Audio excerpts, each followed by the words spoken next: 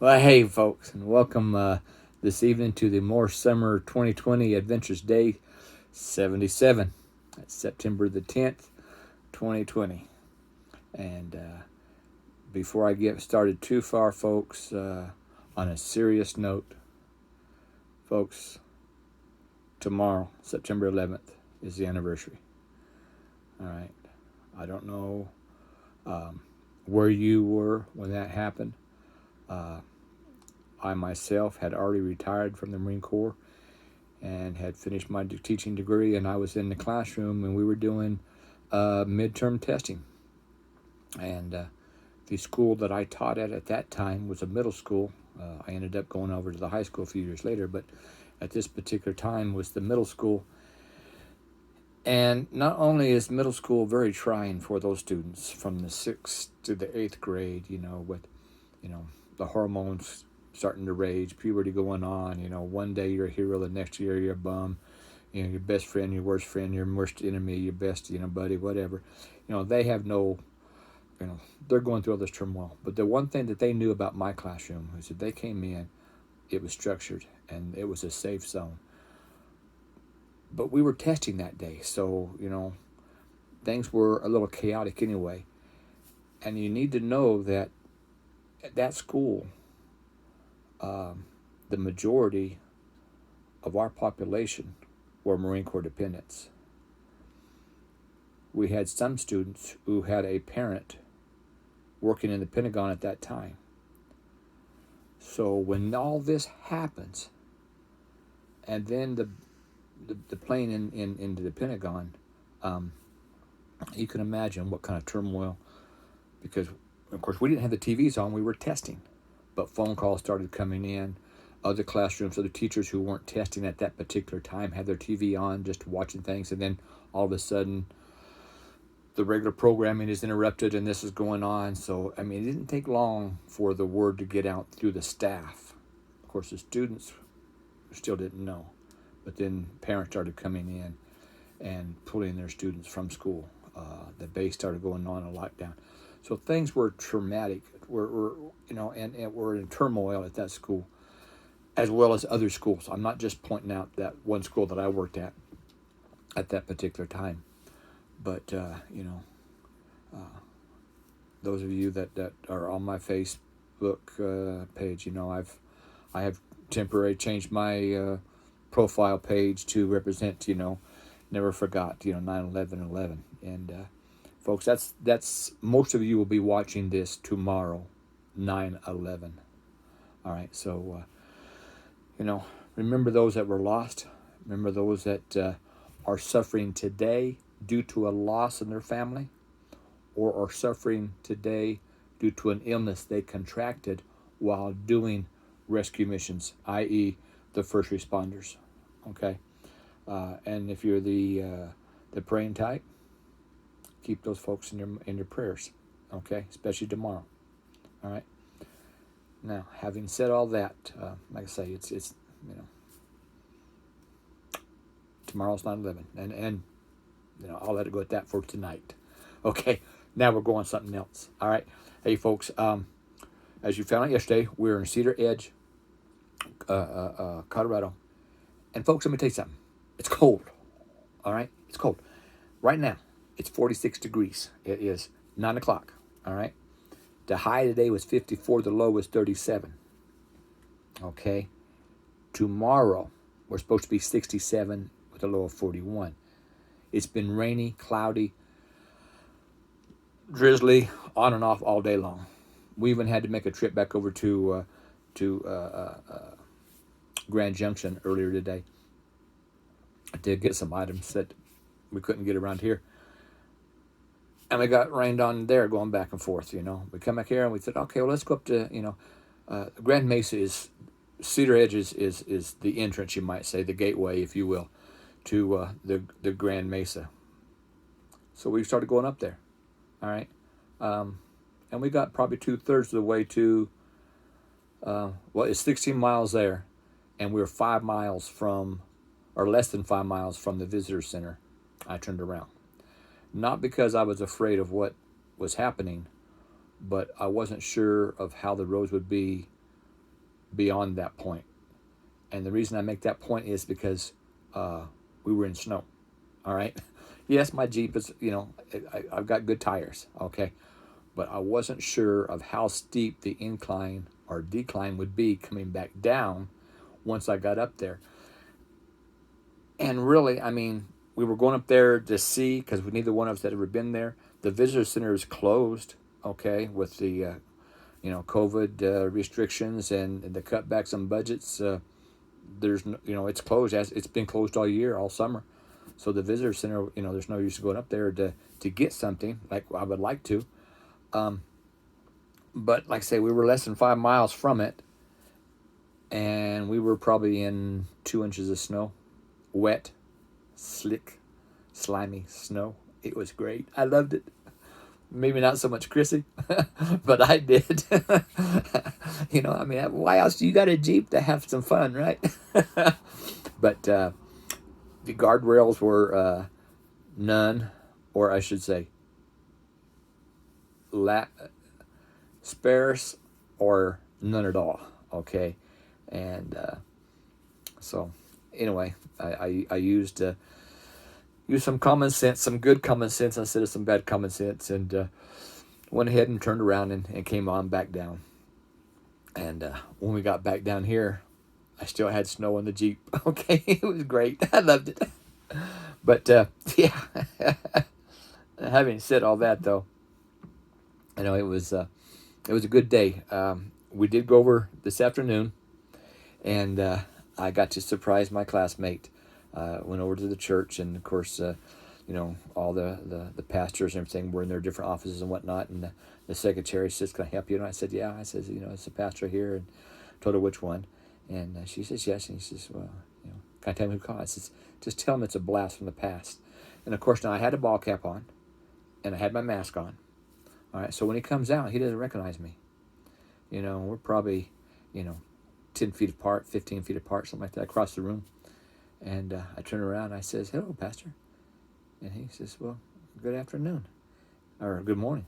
And then I take my mask off, and he, I like, "What are you doing?" I don't believe my eyes, And both of us run across the room and give each other a big old bear hug.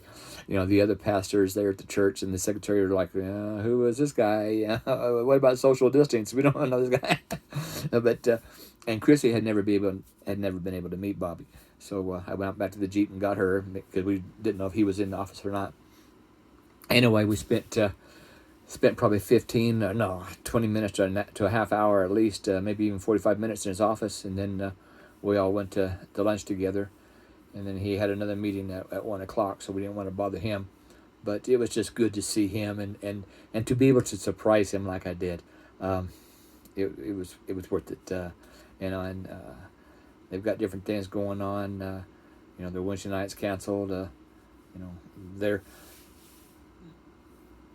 They're having services, indoors and outdoors and whatnot. But their campus is large enough that they're able to help their high schoolers, their youth, and it just so happened. You can say it's just blind luck, coincidence. I say it's a God thing. All right, that all of their youth are in the same group because their school has gone to a hybrid. Like this week, Tuesdays and Thursdays they're in class, physical class, and Mondays, Wednesdays, and Fridays they would be online, and then next week will be the opposite. Well, they've got enough computers and things and the facilities there at the church that the kids all come to the church where they've got a good internet, because some folks don't even have the internet. I mean, and here at the RV park, it's sometimes it's up, sometimes it's down, but there they do, so they can. And they're all spread out, social distancing and masks and all that. So that the kids are having a chance to do their schoolwork and have someone there to help them offline, type of thing. And it's just another part of the ministry that the church is doing here. Really a great thing. But but anyway, that's just some of the things that Bobby was, the pastor was sharing with us. It was good. I mean, we went to rival high schools, but every Friday evening, other than football season, he would be down there at our house and would spend the night with us. And then, of course, his folks would come down Saturday when they got off work, and we went to church together and all that. So, I mean, he's a childhood friend.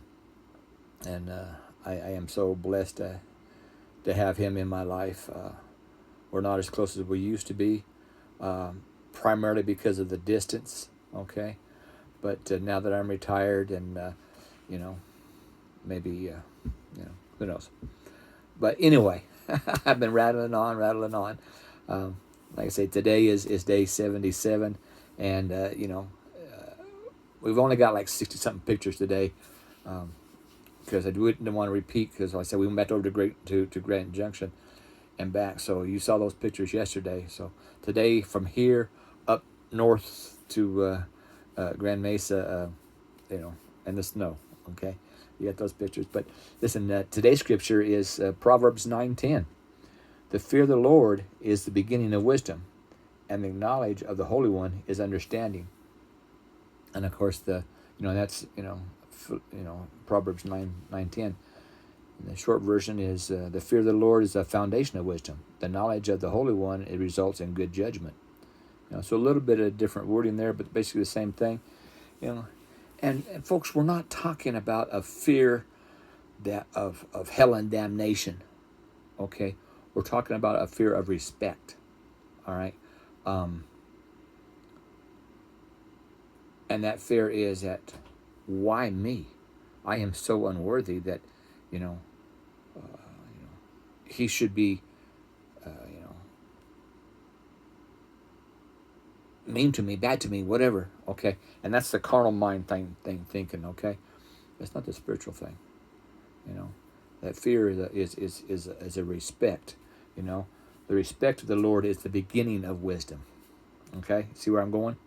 All right, and the knowledge of the Holy One is understanding.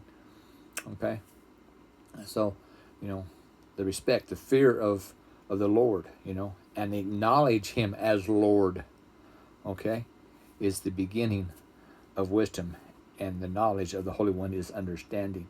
Once you understand that He is Lord of all, He is the King of kings and the Lord of lords, okay, and every knee shall bow, and every kingdom on earth shall fall to Him, okay. And that's not today's scripture, but that is other scripture, all right.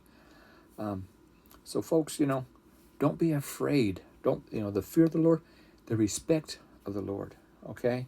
Respect for the Lord, all right, is the beginning of wisdom.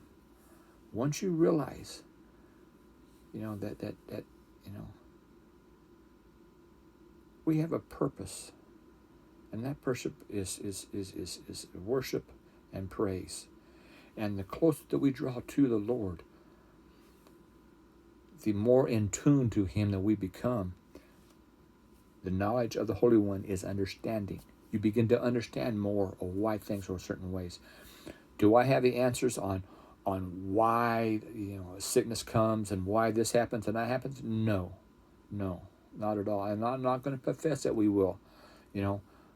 Scripture tells us that we cannot fathom, we cannot understand His thinking and His rationale. All right, it's above us. Okay, but folks, draw close to Him, seek Him. The fear of the Lord is the beginning of wisdom. The respect of the Lord, or respect for the Lord, is the beginning of wisdom.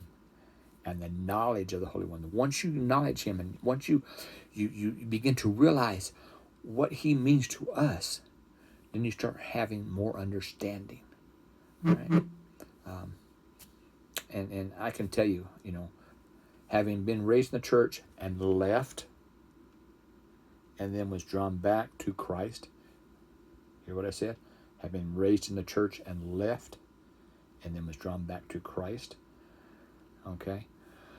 A lot of times we get hung up on those denominational religious things. Okay? Those rules, that we forget that, hey, we have all these different religions, But Christ just says, come to me. You know, the other day, the scripture, take my yoke upon you, for it is gentle. Come unto me. You're weak and heavy laden, and I will give you rest. Okay? The respect of the Lord is wisdom, and the knowledge of the Holy One is understanding. Y'all be blessed. And I don't believe we're going to have snow tomorrow. We're going to try to get back up to Grand Mesa tomorrow without the snow on the road. I'm sure there'll be snow up there, but not on the road anyway. And anyway, y'all be blessed. This thing's already 16 minutes long. Good night now. We'll see you tomorrow.